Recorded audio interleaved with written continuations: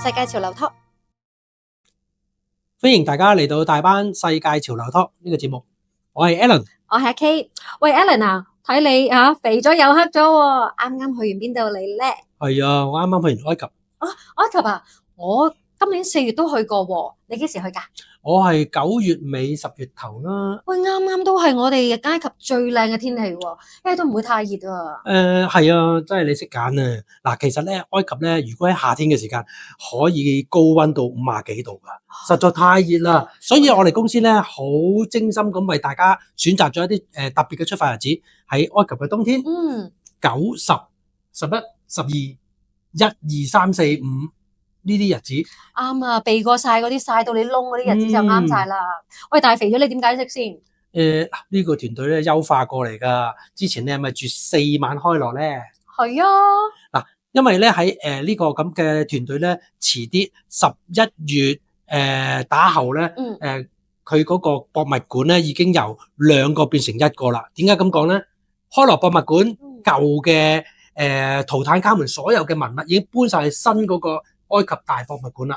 咁所以咧，我哋係唔需要舟車勞頓咁樣去2個博物館啊，慳翻啲時間。另外咧，我哋仲會有另一個優化嘅，我哋喺一個景觀餐廳嗰度，一路望住金字塔，一路望住獅身人面像去享用呢個午餐。哇，喂，咁啊實在太過分啦！嗱，首先我講翻頭先個金字塔先啦，唔係博物館先啦，因為我嗰時候咧就要走2個博物館㗎，因為當時咧啲嘢係佢係準備搬過去，未搬晒嘅，咁所以我要走2個博物館，所以真係嘥咗啲時間㗎。另外咧，你頭先講嗰個景觀餐廳咧，我去嘅時候咧，我都經過㗎，有個餐廳咁正嘅，對住個金字塔可以食嘢。如果我有得去就啦，點知原來今次我哋轉咗去嗰間餐廳食嘢啊！因為呢個餐廳咧大有來頭㗎，景觀餐廳，因為開羅條約3大巨頭就喺嗰度開呢個會嘅。我考下你先，3大巨頭邊個？3大巨頭先？我知。嗱，我哋有中英美3大巨頭嘅，當時咧簽約嗰3個大哥係邊個咧？蔣介石、羅斯福同埋丘吉爾。厲害。所以係啲大人物先去得㗎呢個餐廳。嗱，其實咧唔單單係因為呢個餐廳夠名氣，而係咧最主要咧喺吉薩區裏邊咧有金字塔、獅身人面像，有博物館，我哋仲喺嗰度享用埋個午餐，變咗我哋係唔需要再入翻市中心裏邊浪費呢啲塞車嘅時間。係啦，來來回回我哋慳翻好多時間。變相我哋可以咧唔需要喺開羅住4個晚上啦，我哋住3個晚上就可以啦。搬翻嗰晚酒店，我哋住喺亞斯旺。最重要一點，你知唔知係乜嘢啊？唔使咁早飛機啊！唔怪得係優化咗啦。我頭先一聽咧4晚變3晚點優化咧，我仲以為咧，咦咪蝕底咗係咪？點知原來咧係慳咗時間。係啊，我哋慳咗啲時間咧，變咗我哋由呢個開羅飛落去呢個亞斯旺嘅時間咧，可以唔需要咁早起身。並且咧，我哋喺亞斯旺咧都好多節目噶喎。你有冇坐過古老嘅帆船先？古老帆船我有坐過嘅，咁但係精彩嘅節目咧，唔止係呢條帆船。好似你好似唔知冇上堂定點樣係咪啊？我驚啊嘛！嗱，因為咧喺呢個叫做咧亞斯旺嘅地方咧，我哋會咧深入呢個盧比亞村莊。咁啊，首先咧我哋先坐咗帆船先。帆船係咩嚟啦？中國人咧好多時都會覺得咧有個代入感啦，諗住我哋中國帆船係最出名噶啦，係一定係我哋發明噶啦，一定係我哋先用風力去推動呢隻船。埃及7000幾年文化，比我哋中國足多咗2000年，我哋中國係5000年嘅文化。咁5000幾年前，埃及已經有帆船，並且用到而家風力發動嘅咁啊，我哋會玩下呢個帆船啦。咁呢條帆船係咪叫好帆船？我哋咧跟手之後咧，我哋會深入去盧比亞村莊裏邊睇下當地嘅盧比亞人究竟佢係點樣生活嘅咧？因為盧比亞咧喺佢哋嘅文化裏邊咧係冇文字嘅，只係得語言、藝術好多唔同顏色嘅畫啦，或者係佢哋有好多嘅工藝品啦。咁我哋會入到去裏邊呢個村莊裏邊咧，感受下佢哋盧比亞人喺嗰度嘅生活。第二，我哋亦都會去到嗰間學校嗰度咧，感受下上下堂嘅個老師咧，早上教完小朋友，黃昏就教我哋啦。喂，咁仲有佢嗰啲幾千年嘅文化留落嚟嘅體罰都會交翻俾你哋，因為我雖然上次冇去嘅，但係我聽講有團友喂學得好渣，俾老師打手板㗎。係啊，咁都係搞笑嘅啫。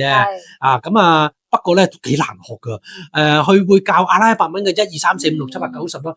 你唔好睇字，真係以為咁簡單啊！唔係真係好似我哋寫阿拉伯數字啫。阿拉伯數目字唔係就係咁嘅啫咩？好難讀㗎，我到而家都記唔到，一個都記唔到啊！哇，好彩我冇去啫。所以你知道阿拉伯文幾難嘅。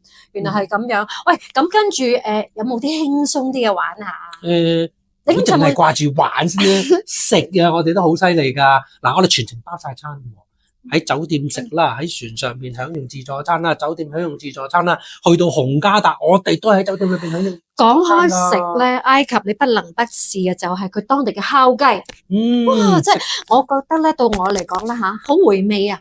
因為咧埃及嗰邊咧伊斯蘭教徒多啊嘛，咁所以咧豬肉唔食得啦，咁啊整咩咧？牛肉、雞肉、羊肉。咁啊雞咧，佢哋用一啲好特別嘅香料去醃製，哇！燒出嚟咧好 juicy 嘅。係啊，佢哋唔真係燒到乾晒，真係好好食。係啊，好好味㗎。咁我哋包咗嘅，可以去享用下。咁所以咧食又好食得好。住3晚呢個咁嘅尼羅河5星級嘅船咧，郵輪船咧，好特別㗎喎。好多人咧喺坊間唔知聽邊個一個講，哎呀，我哋又包咗嗰個咁嘅叫做咧肚皮舞啊、旋轉舞啊。其實佢哋唔知啊，其實任何尼羅河上面嘅郵輪都會有呢個叫做阿拉伯之夜，係必定有嘅。等於即係好似茶樓唔使話我有蝦餃賣啊，係啦，根本就係有嘅。咁我哋當然團費裏邊係包晒啦。咁我哋好多團友咧都好中意喺嗰度過嗰晚。哇，好 happy 㗎！講緊大家換晒衫咧，跳舞啊、唱歌啊，你中意玩乜都得㗎。總之就一個好難忘嘅晚上啦。係啊，咁啊當然啦，我哋嚟到呢個埃及嘅話，除咗睇金字塔之外咧，我哋會深入去呢個尼羅河最南端。睇呢個阿布辛貝神殿，呢個阿布辛貝神殿咧非常之獨特啦，係拉姆西斯2世咧佢嘅一個神殿嚟嘅，裏邊咧好犀利嘅。喺1960年嘅時間咧，種種嘅原因啦，因為要起亞斯旺大水壩，歷史方面我唔多講啦，留翻到其時當地導遊同你解釋。係啊，呢個神殿咧，如果冇去過，等於你冇去過埃及咁，同獅身人面像啊，或者係金字塔咁樣嘅，你冇去過，等於冇去，即係冇去埃及咯。所以呢個神殿你一定唔能夠 miss 㗎。我哋咧深入咗呢個叫做咧亞斯旺睇埋神殿，我哋沿路北上啊。你知唔知道咧尼羅河嘅河水咧係從北向南啊，定係東向西咧？呢個我知。我有去過噶嘛，佢係由南流向北嘅。係啦，咁所以咧，我哋咧個郵輪咧會經過啲水壩啦，水壩方面嚟講咧，會有好多咧呢個叫做咧當地嘅居民啊，會好似咧以前我哋香港都有啲咩飛機欖嗰啲咧，佢會一手掉嗰啲咁嘅地氈啊，咁樣嚟賣俾我哋，好搞笑喎！係啊，你有冇買到嘢啊？我成日有喎，我攞咗啲嘢咧，我唔知點俾錢佢，因為一掉落去，一陣間都吹到四圍去。你知唔知成班團友咧當正我咧係一個拋飛機欖嘅，因為我拋得好鬼準㗎，我每次都拋翻俾嗰個船。喂，下次真係帶埋你去。咁都幾得意嘅。咁當然啦，鱷魚神殿、鷹神殿，我哋都會去呢個高安堡神殿。有冇參觀？你有冇留心導遊講咩㗎？留心你講乜定係咩講咩啊？導遊講乜？你知唔知呢個神殿咧？其實高安堡神殿咧係好特別嘅，因為咧我哋而家西方嗰個醫學界啊所用嘅刀啦、鉸剪啊，好多人都誤會咗㗎。試過有個團友話鉸剪唔係我哋中國人發明嘅咩咁樣喎？其實唔係㗎。古埃及嘅神殿裏邊幾千年前已經有鉸剪㗎啦，已經有手術刀，嗰啲手術刀同我哋現今用嗰個手術刀係一模一樣嘅款嘅。點解會咁講咧？高安堡神殿裏邊圖文並茂，寫埋出嚟，用聖書體寫咗出嚟㗎，解釋咗究竟呢個刀係點用，鉗係點用，呢啲手術刀係點用，鉸剪係點用，甚至乎生產嘅過程佢都寫得清清楚楚。古埃及嘅日曆都喺嗰度寫埋出嚟，嗰度寫。呢個叫做咧世界咧1年有360日嘅喎。哇，喂，又要去亞比路人村上堂，又要睇咁多神殿，咁多嘢要記，好攰下㗎噃。有冇得唞下？梗係有啦，我哋會咧去到洪加達呢個旅遊區。去到紅海。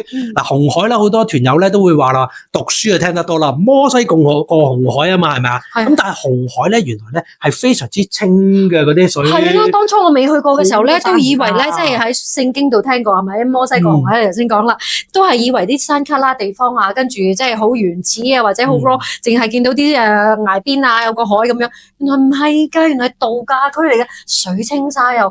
我仲喺嗰度睇珊瑚添。我第一次去嘅時間咧，我真係以為喺我腦海裏邊想象咧，摩西過紅海行好近嘅啫，原來咁遠嘅喎。紅海咁海水點分開咧？咁呢啲真係神蹟嚟啦。咁但係咧，紅海咧，佢對面係西奈半島啊。咁我哋當然望唔到過去，因為嗰個水平線咧根本我哋睇唔到嘅。出到去嘅時間咧，水咧好清嘅。我哋會有玩浮潛，我哋亦都會有啲老人家咧，因為唔敢玩浮潛，但係睇唔到珊瑚話好失望啊。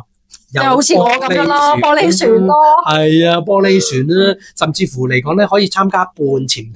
我哋咧啲長者我上一團咧有啲70-80歲嗰啲啦。哎呀，阿倫咁我又唔識得游水，又驚喎，跳落水，我點樣去睇到珊瑚啊？唔識玩浮潛喎，咁樣。玩嗰個半潛艇幾正啊！可以裏邊咧睇到好多珊瑚、好多魚噶。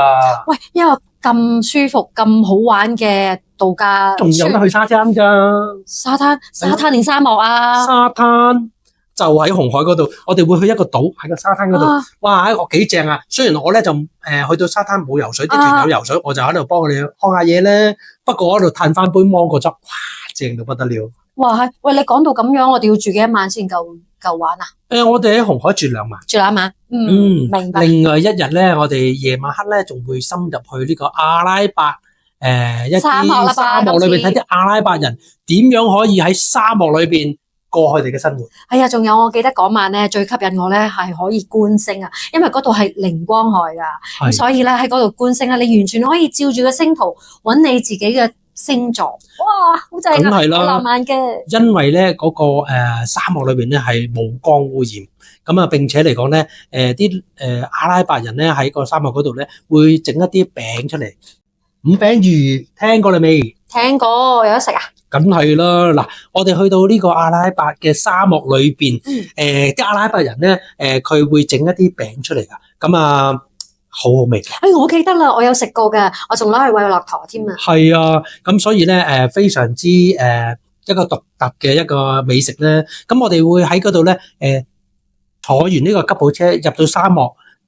食完五餅魚嘅餅之後，餵下啲駱駝啦，我哋再會觀星，觀星完之後先至完結嘅。嗰晚好浪漫㗎，其實你諗下啦，嗰個星空之下咧係完全靈光海啊嚇！我哋市區係好難體驗到呢一種感覺㗎。咁跟住你仲可以咧攞個星圖出嚟啦，然之後咧就揾自己嘅星座，浪漫啊真係。咁啊最重要咧都係五餅之餘咧，嗰啲餅咧都唔夠飽嘅，我哋要翻嚟酒店再享用個晚餐，食個酒店嘅自助晚餐，食住一餐都不能啊！係啊！聽我哋咁樣講法，我感覺上好似仲有一樣嘢未玩嘅。熱氣球。嗱，其實咧我哋會喺呢個樂蜀嗰度會玩一個熱氣球。嗱，其實呢個熱氣球咧同一般其他國家嘅熱氣球咧係好唔同嘅。咁啊，其他國家熱氣球有冇玩過啊？有啊，我喺土耳其玩過。咁就都要睇天氣嘅，即係唔係話你想玩就玩嘅。所以咧嗱，無論你嚟到埃及又好啦，如果你哋已經去過土耳其啊，或者任何地方有熱氣球嘅，我都極力支持。勸喻你哋一定要玩，因為我哋大部分嗰啲客人咧，佢哋都一定會問我哋呢個問題咧，就係喂熱氣球好唔好玩啊？值唔值得玩啊？不如由我講個重點俾你聽。絕對要值得玩啊！點解會咁講話？我講個重點俾你聽咧。嗱，我喺其他國家都有玩過熱氣球，重點咧就係話你飛到上天空嗰度咁就飛到好高喎，好靚喎，一望無際嘅天際線係海嚟嘅。但係埃及唔同啦，我哋咧第一安全線。去到呢個咁嘅放熱氣球嘅地方，會有當地嘅政府部門批准之後，check 個天氣風向批准之後，先至熱氣球先開始升空嘅。升咗空之後咧，你諗下啦，幻想緊當時嘅環境，隨咁樣升咗呢個熱氣球上到天空之後，嗰個太陽咧啱啱日出升起上嚟，望落去一片個天際線咧係沙漠。跟住呢個帝王谷喺你嘅面前，我哋腳底下應該話個熱氣球底下咧就係帝王谷、女王神殿一啲文物或者係一啲遺址喺度。咁跟住之後咧，仲會望到條尼羅河。跟住兩邊仲有好多翻啖咖啡。仲有兩邊嘅綠洲咧，同埋原居民喺嗰度住嗰啲房屋，哇，非常之獨特啊！講開咧，其實你頭先講嘅重點係好啊。點解我哋一定要玩熱氣球咧？其實唔好話你哋驚呢樣驚嗰樣，熱氣球冇天時地利人和，你係玩唔到噶。所以去邊一度，如果有熱氣球玩，盡量玩，因為最緊要係要配合到你嘅天氣風速，你先玩到噶。你睇下上一次咧，我就玩唔到啦。所以我聽完我講之後，你係咪好想再去多次咧？梗係啦，咁啊爭你哋噃。係喎，我哋咧呢個節目完結咗之後咧，我哋亦都會有一個有獎問答遊戲嘅喎。不如由你嚟講第一個問題啊！都好啊，考下你哋有冇留心聽我哋講咩都好。我想問嘅問題係，我哋會喺紅海度假區嗰度逗留幾多個晚上咧？呢個係第一個問題啊！我哋會逗留幾耐咧？